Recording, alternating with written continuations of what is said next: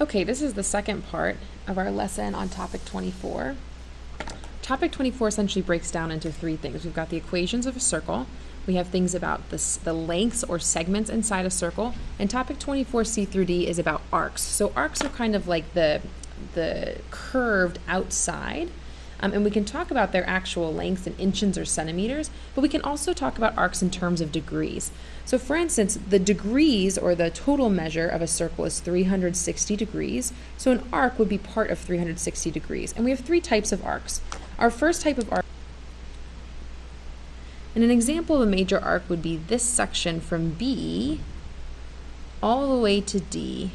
And it's a major arc because it measures more than half of the circle, or more than 180 degrees. So a major arc measures, oopsies.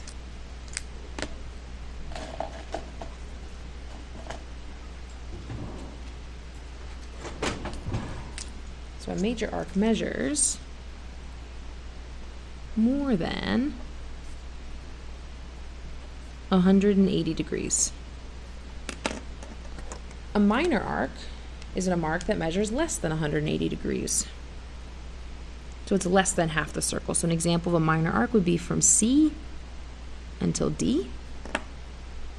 And lastly, we have a semicircle, and that's exactly half the measure of a circle, which is 180 degrees. So for instance, I might start at B and then wrap around all the way to E. So again, a minor arc measures less than 180 degrees, and a semicircle measures exactly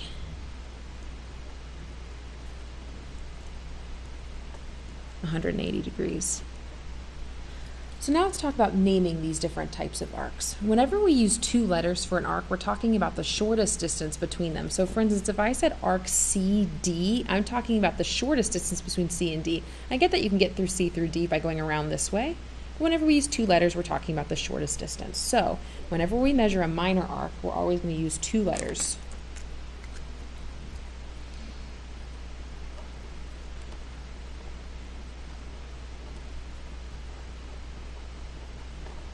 So if I was to think an example of a minor arc, for instance, we just talked about minor arc CD, and we use that little arc symbol to indicate that we're talking about an arc. Another minor arc might be between A and E, that's less than half a circle. I know it only asks for two, but let's do a third one. A minor arc could also be from B to D. I know there's another letter in between, but from B to D is also less than 180 degrees. Well, now let's talk about naming major arcs. So for instance, a major arc might be, we did in yellow, was from B all the way to D, but we said if we only use two letters, we're talking about the shortest distance. And the shortest distance from B to D is this, like from here to here. So we need another way to indicate that we want to go around the outside way. And the way we do that is by using a third letter. So I could say I need to go from B to A to D, or I could call this B, E, D, but I have to use one of the letters in between to indicate that I'm going around the long way. So this yellow arc we could call B, A, D.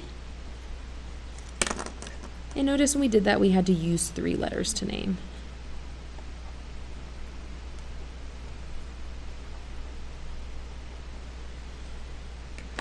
So another example, let's say I wanted to go from C to E. Well, the short distance would be this. The major arc would be to go around the outside, so I have to use a letter in between. So I could name this major arc as CBE.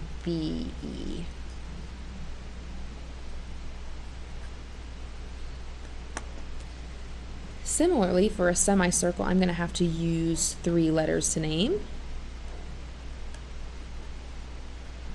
because there's always two directions I could go for a semicircle. So if I have B and E, diameter BE, if I want to indicate that I want to go up around the top, I have to go through letter A.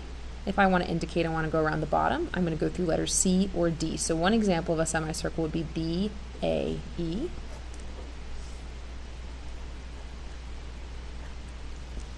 And a separate semicircle would be to go through the bottom. So for instance, maybe I could start at E this time, and I want to go through C to B.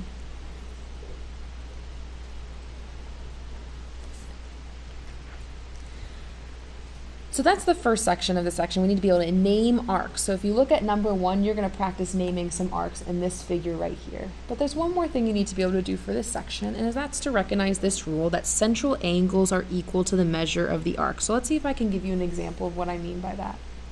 Let's look down to number 2. It asks us to find the measure of the following arcs. Well, this rule here says that my central angle is equal to the measure of my arc. So if we look here, I have a central angle, mainly because it goes through the center B of the circle.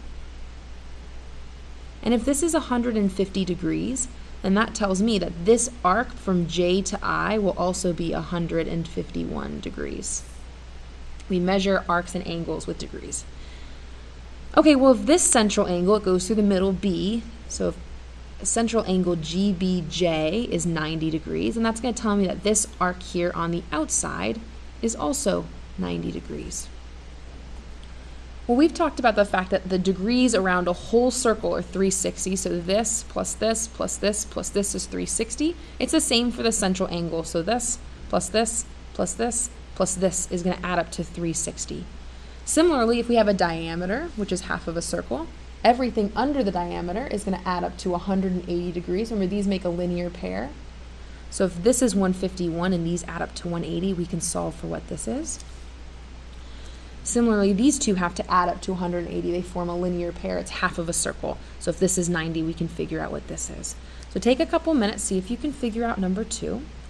One more thing I want to remind you when you get down to number 3 is it's going to ask you for the circumference. And just want to remind you really quickly that the formula for circumference of a circle is 2 pi r. And then D here, right here, is a challenge problem. So give it your best shot, but I don't want you to stress out too much if you're having a hard time with D. So see if you can finish this page, and we'll go over this next class.